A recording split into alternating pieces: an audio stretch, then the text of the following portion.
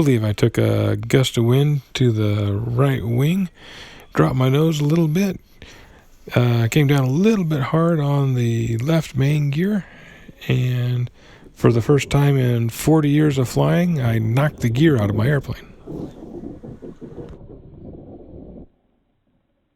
Now I have damage, I'm sure, to my flaps. I've got damage to my bottom of the fuselage, bottom of the wings, I'm sure. Let's check it out.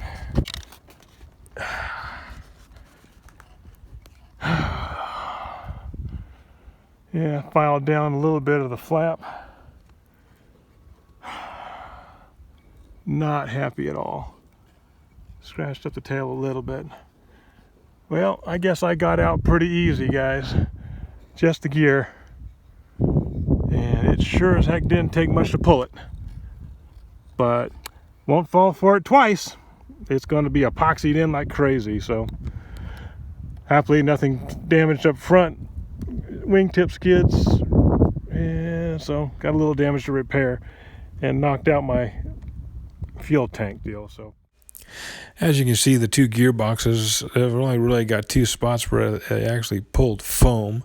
The rest have just literally peeled the glue off the existing foam. Not held in there well. I've re-glued it with a lot of glue this time. Hopefully I won't have the issue again, and we'll go from there.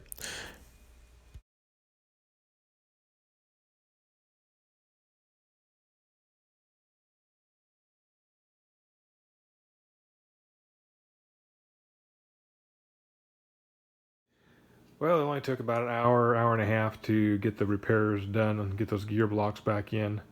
Got the covers back across it tonight, and the only thing really left to do is just a little bit of airbrush work to touch up the silver paint on the flap, the tail, and wingtip there.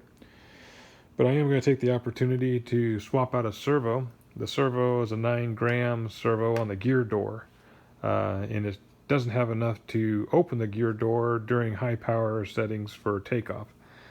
I'm going to swap that servo out with a Futaba servo.